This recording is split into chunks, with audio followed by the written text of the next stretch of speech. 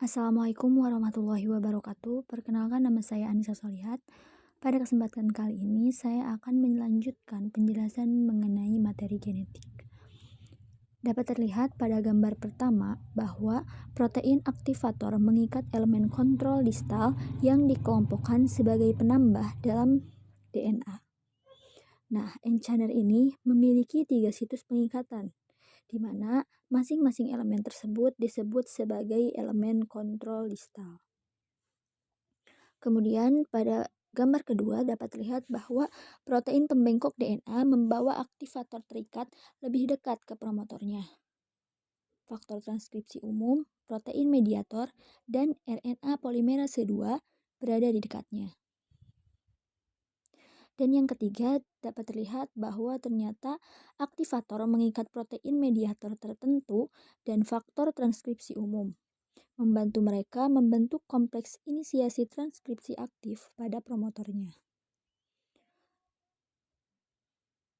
Gambar 18.10 tersebut menunjukkan bahwa model terkini tentang bagaimana pengikatan aktivator ke penambah yang letaknya jauh dari promotor dapat memengaruhi transkripsi.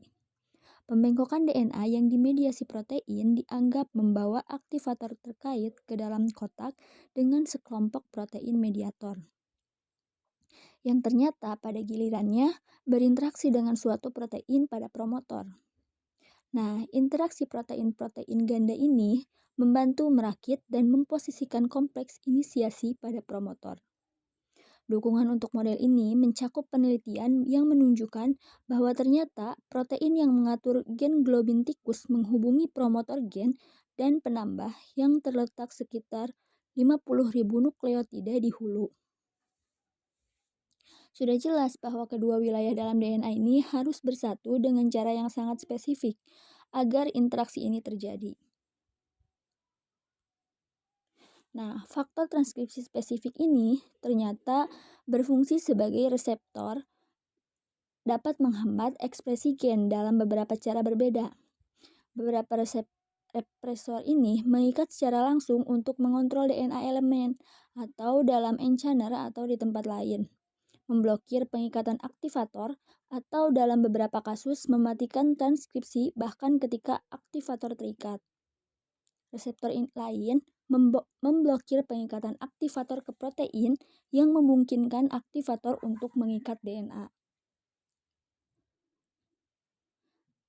Nah, selain mempengaruhi transkripsi secara langsung, ternyata beberapa aktivator dan represor bekerja secara tidak langsung dengan mempengaruhi struktur kromatinnya. Lalu selanjutnya mengenai kontrol kombinasi aktivasi gen pada akariota. Kontrol transkripsi yang tepat sangat bergantung pada pengikatan aktivator ke elemen kontrol DNA, mengingat banyaknya gen yang harus diatur dalam sel hewan atau tumbuhan yang khas. Jumlah urutan nukleotida yang sama sekali berbeda yang ditemukan dalam elemen kontrol ternyata sangatlah kecil.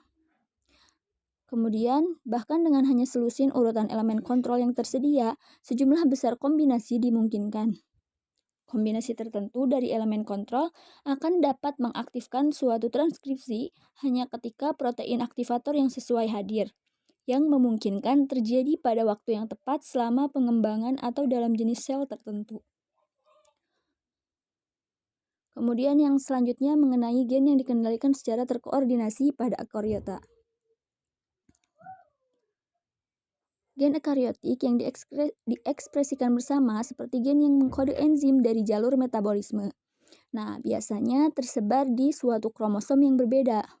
Dalam kasus ini, koordinasi ekspresi gen tergantung pada asosiasi kombinasi spesifik elemen kontrol dengan setiap gen dari kelompok terdispersi.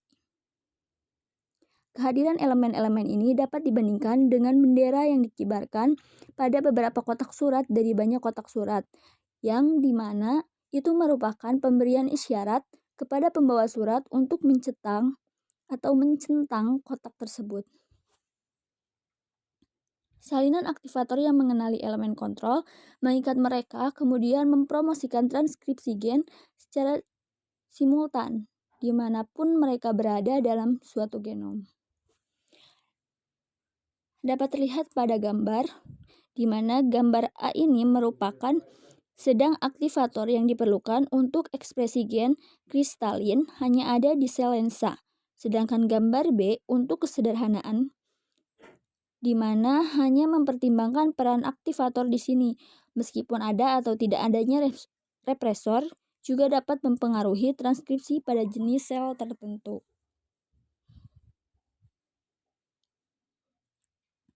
Kontrol koordinat gen yang tersebar dalam sel eukariotik sering terjadi seperti respons terhadap sinyal kimia dari luar sel.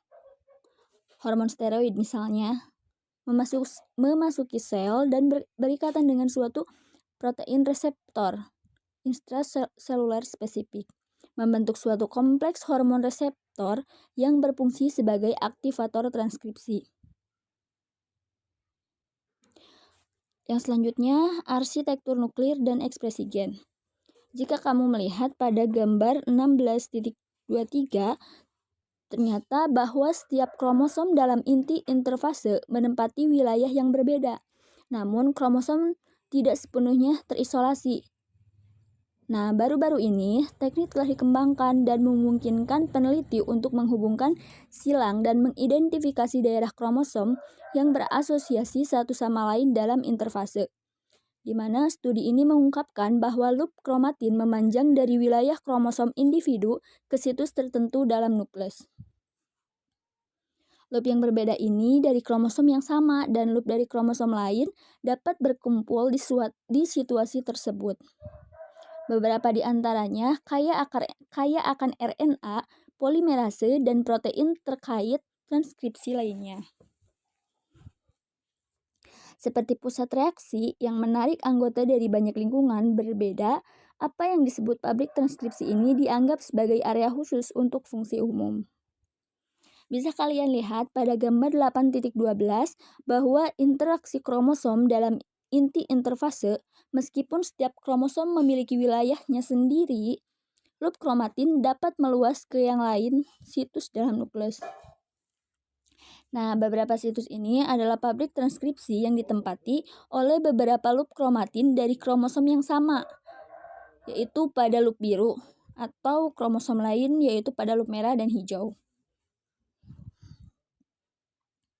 Pandangan lain berkata bahwa isi nukleus seperti semangkuk spaghetti kromosom amorf memberi jalan kepada model baru nukleus dengan arsitektur yang ditemukan dan digerakkan kromatin yang diatur, di mana relokasi gen tertentu dari wilayah kromosomnya ke pabrik transkripsi mungkin merupakan bagian dari suatu proses penyimpanan gen untuk transkripsi ini.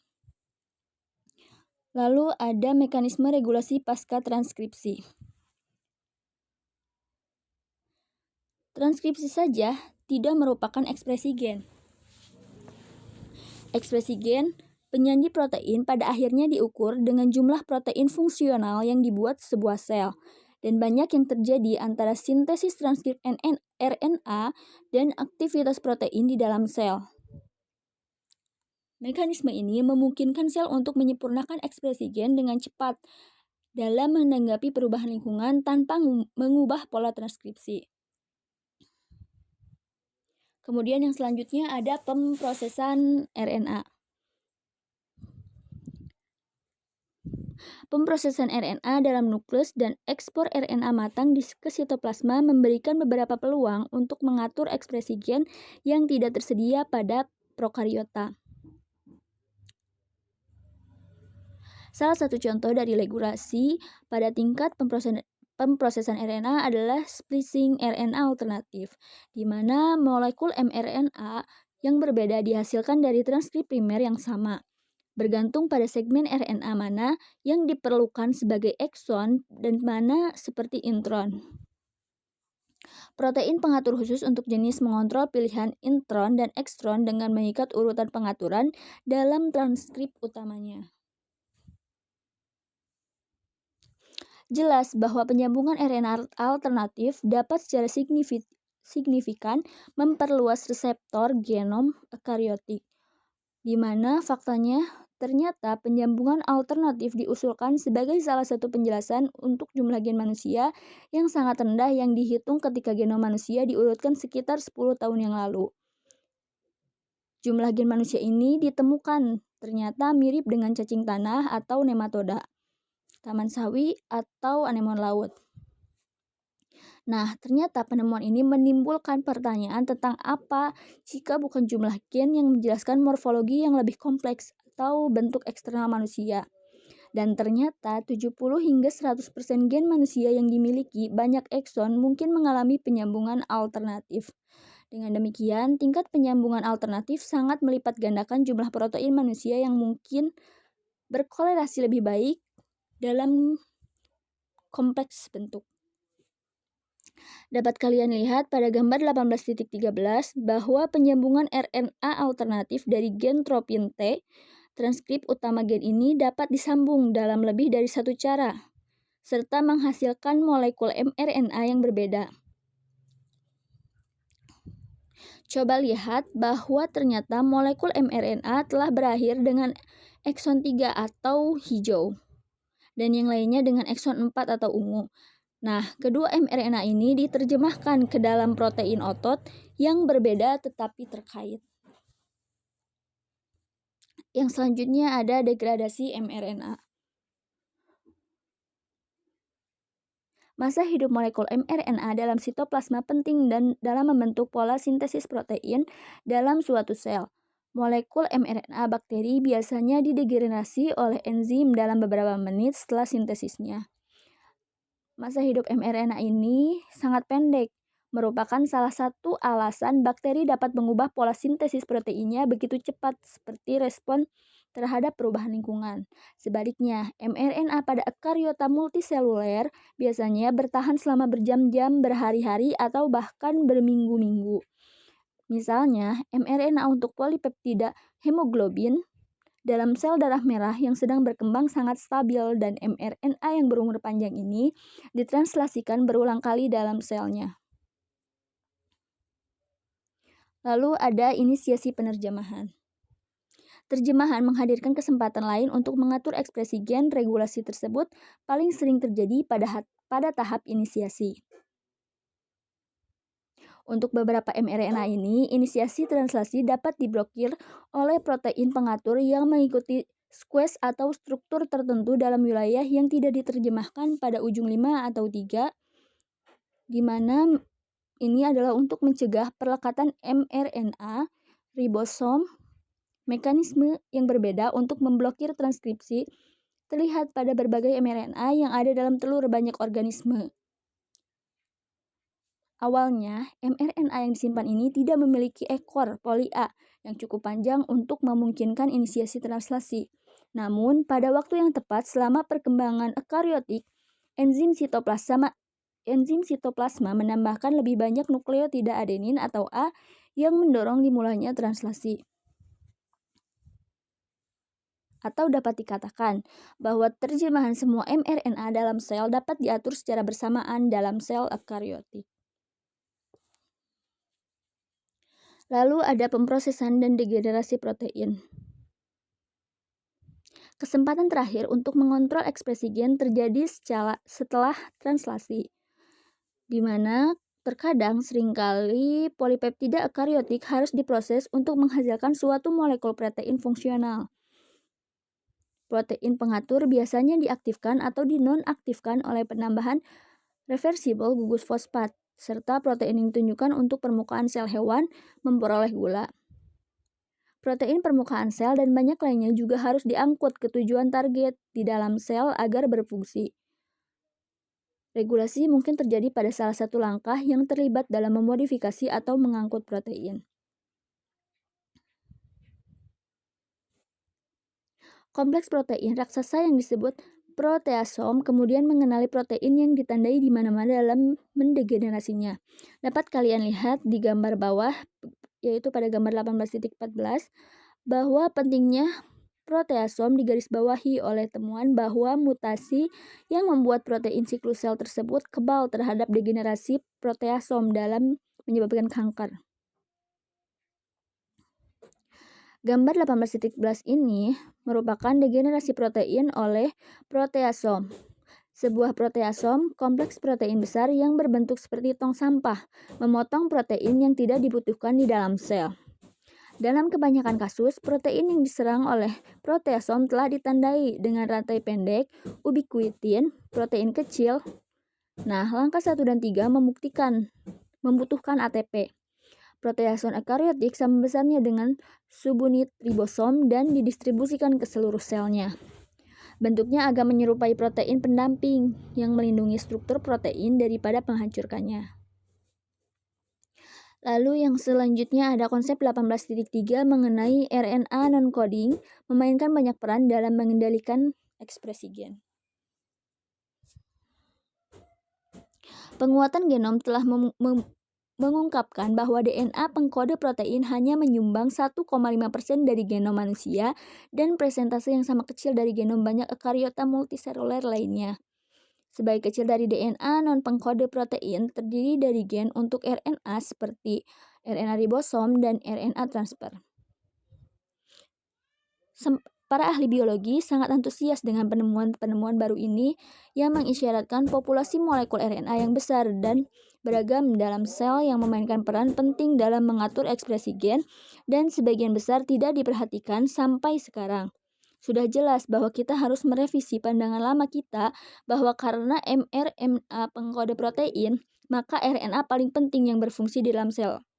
Ini menunjukkan perubahan besar dalam pemikiran para ahli biologi yang dapat kita saksikan saat mahasiswa memasuki bidang studi ini, seolah-olah hanya fokus eksklusif kami pada binatang yang terkenal telah membuatkan kami terhadap banyak musisi dan penulis lagu cadangan yang bekerja di belakang layar. Regulasi oleh ncRNA kecil dan besar diketahui terjadi di beberapa titik di jalur ekspresi gen, termasuk translasi mRNA dan modifikasi kromatin. Lalu ada efek pada mRNA oleh mikroRNA dan RNA kecil yang mengganggu. Sejak tahun 1993, sejumlah studi penelitian telah menemukan molekul RNA untai tunggal kecil yang disebut mikroRNAs, di mana mikroRNAs ini mampu mengikat urutan komplementer dalam molekul mRNA. Pemahaman yang berkembang tentang jalur miRNA memberikan penjelasan untuk pengamatan yang membingungkan, di mana para peneliti telah menemukan bahwa menyuntikkan molekul RNA untai ganda ke dalam sel entah bagaimana mematikan ekspresi gen dengan urutan yang sama dengan RNA. Mereka menyebut fenomena eksperimental ini RNA interference atau RNAi. Itu kemudian terbukti karena RNA pengganggu kecil atau siRNA yang serupa dalam ukuran dan fungsinya dengan miRNA. Faktanya, penelitian selanjutnya menunjukkan bahwa mesin seluler yang sama menghasilkan miRNA dan cRNA dan keduanya dapat berasosiasi dengan protein yang sama, menghasilkan hasil yang serupa, di mana perbedaan antara miRNA dan cRNA didasarkan pada sifat molekul prekursor untuk masing-masing, sementara miRNA biasanya terbentuk dari satu jepit rambut dan RNA prekursor. Kemudian ada remodeling kromatin dan efeknya pada transkripsi oleh ncRNAs. Kelas ncRNA kecil yang baru ditemukan yang disebut pWRNAs juga menginduksi pembentukan heterokromatin, menghalangi ekspresi beberapa elemen DNA parasit dalam genom yang dikenal sebagai transport. Kemudian ada signifikasi evolusi dari ncRNA kecil.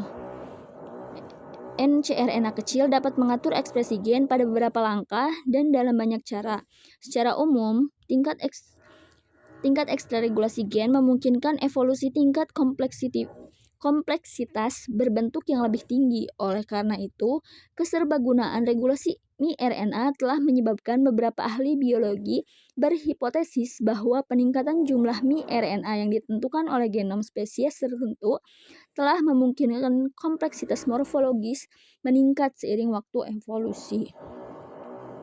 Kemudian ada konsep 18.4. Perubahan ekspresi gen diferensial mengarah ke jenis sel yang berbeda dalam organisme multiseluler. Program genetik untuk perkembangan embrio, di mana mengilustrasikan perbedaan dramatis antara zigot dan organismenya. Transformasi yang luar biasa ini dihasilkan dari 3 proses yang saling terkait, pembelahan sel, diferensiasi sel, serta morfogenesis. Melalui suksensi pembelahan sel mitosis, zigot menimbulkan sejumlah besar sel. Pembelahan sel saja bagaimanapun hanya akan menghasilkan bola besar sel yang identik. Tidak seperti kecebong, selama perkembangan embrio, sel tidak hanya bertambah jumlahnya, tetapi juga mengalami diferensiasi sel. Proses di mana sel menjadi terspesialisasi dalam struktur dan fungsi. Selain itu, berbagai jenis sel tidak didistribusikan secara acak, tetapi diatur ke dalam jaringan dan organ dan dalam pengaturan 3 dimensi tersebut.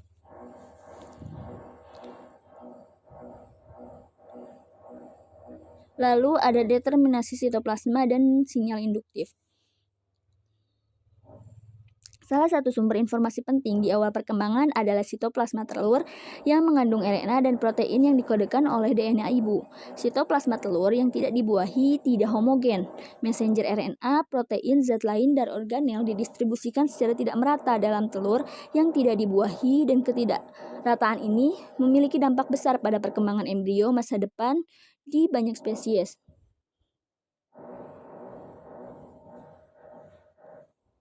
Lalu ada regulasi berurutan ekspresi gen selama diferensiasi seluler.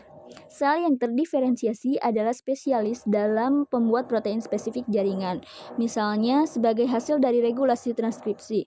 Sel-sel hati mengkhususkan diri dalam membuat albumin, dan sel-sel lensa berspesialisasi dalam membuat kristalin.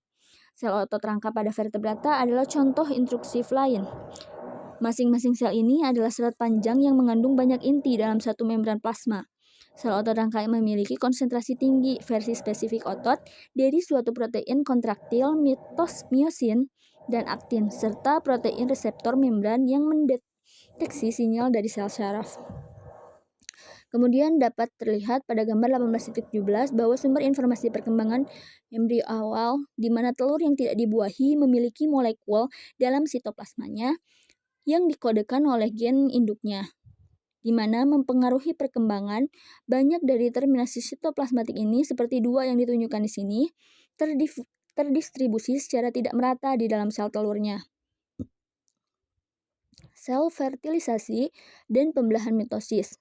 Inti sel embrio terkena set yang berbeda dari determinasi sitoplasma dan sebagai hasilnya mengekspresikan gen yang berbeda. Lalu pada gambar sel yang lain, di mana sel-sel di bagian bawah embrio awal yang digambarkan di sini melepaskan bahan kimia yang memberi sinyal pada sel-sel di dekatnya untuk mengubah ekspresi gen mereka.